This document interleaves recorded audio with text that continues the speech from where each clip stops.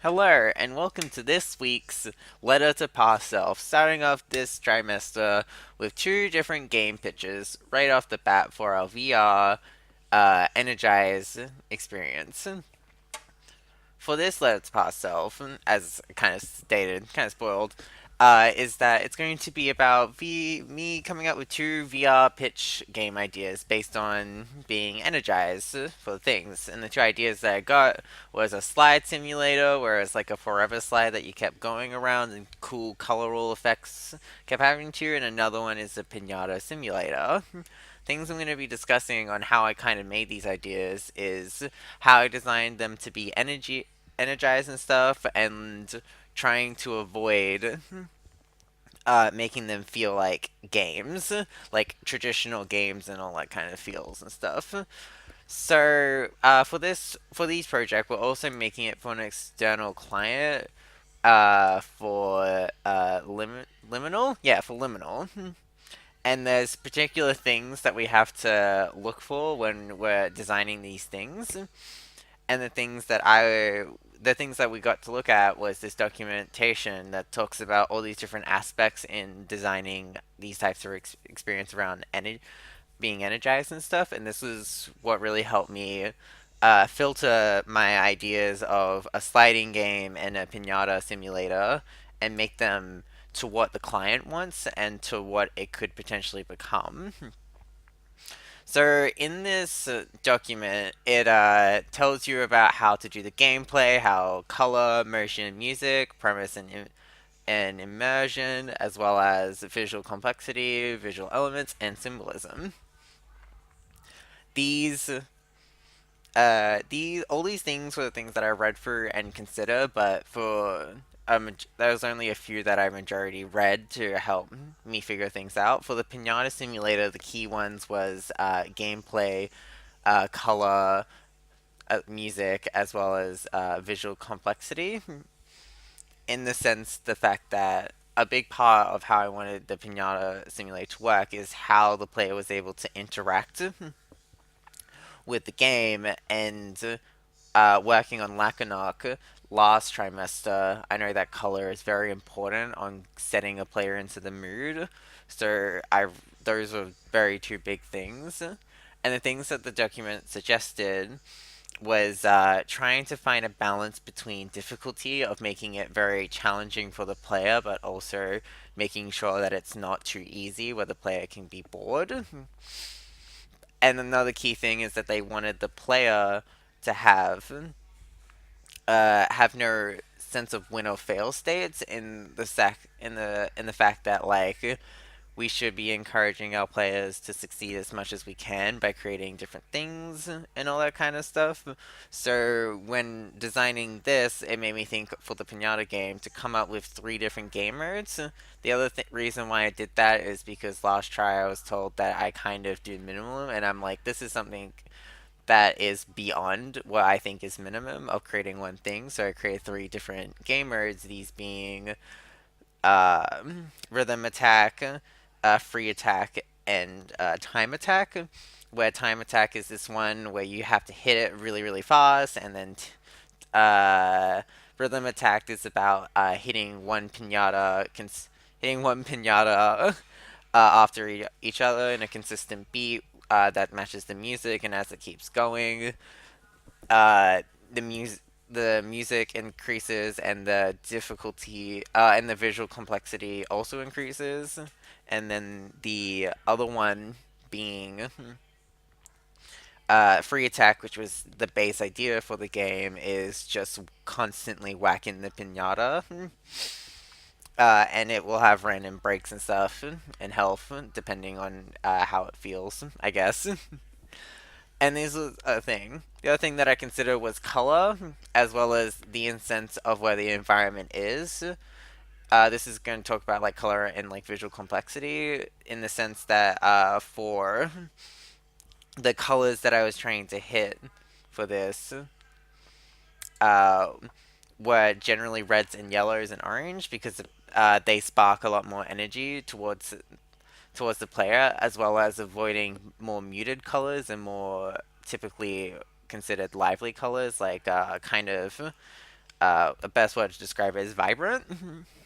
So when I was doing this, when designing the environment by using these two techniques, I wanted to with the visual. Yes, sir. Hmm. So how I wanted to do this with combining the color and the visual complexity was to make it so that it wasn't visually complex, the background, so that all the focus was going towards the pinata.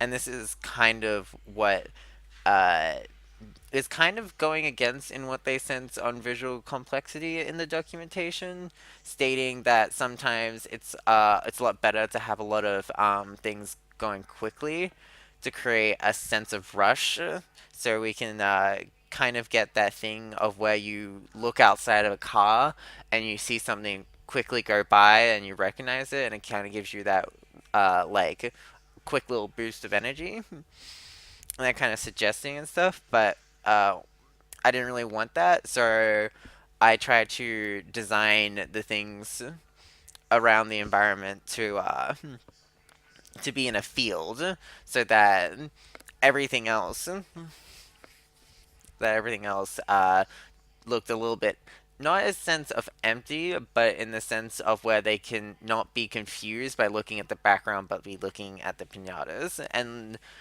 designing the environment around these reds and yellow tones, so that the players can feel the energy from those colors. Uh, and yeah, and the music as well is, as I say, full for the time, for the rhythm attack. Well, yeah, for the rhythm attack is to constantly have that party kind of feel and stuff, so that the players feel like they can dance while doing this, while they hit the pinatas and all that kind of fun stuff.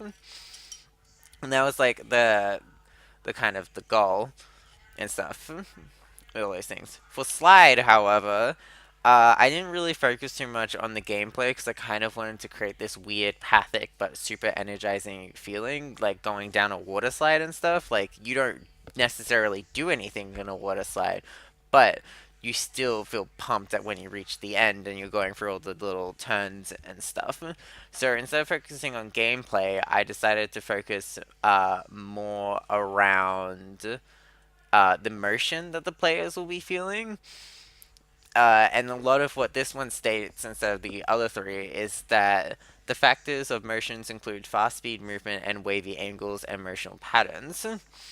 This being a change in speed as well as moving upwards and moving downwards and that stuff, which water slides kind of naturally already do, besides going up.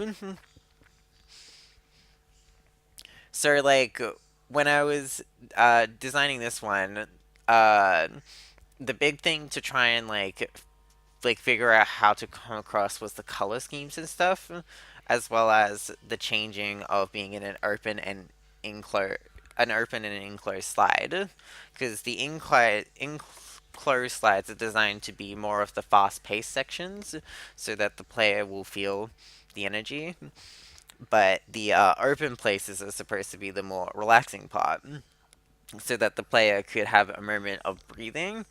And the reason for this is to make sure that it is, for one, not making the player motion sickness, and two, allowing the player to be able to kind of reel back the energy. Because, like, if you look at Beat Sabers and stuff,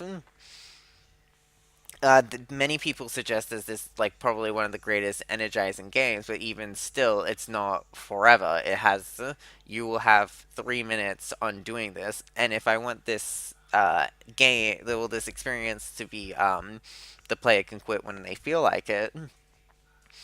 It kind of needs those natural breaks and stuff.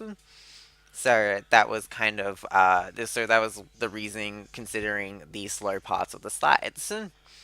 The kind of the music that I also kind of want to feel was is a little bit to reflect on these kinds of slides, either bringing in and decreasing the amount of intensities, but still keep the general beat, so that the player can still feel the energy without losing majority of it.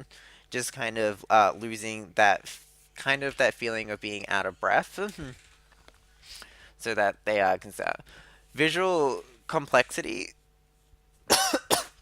Visual complexity was one thing that I was really excited for this one because I saw this one GIF while trying to find images for the PowerPoint that perfectly examples of the kind of things that the player will be seeing with the changing of how the lights are going to be oriented and what colors will be appearing and all that kind of stuff. And all, and it was yeah, it was great. Uh, Otherwise, that's basically it for this week's letter to pass of. I used what Lemuel documentation about how to design energy things, and combine that with my pre-existing ideas and able to expand them to a point of where they games that I believe should both be made. Thank you for listening for this week's Let It Pass Self, and I'll see you next week.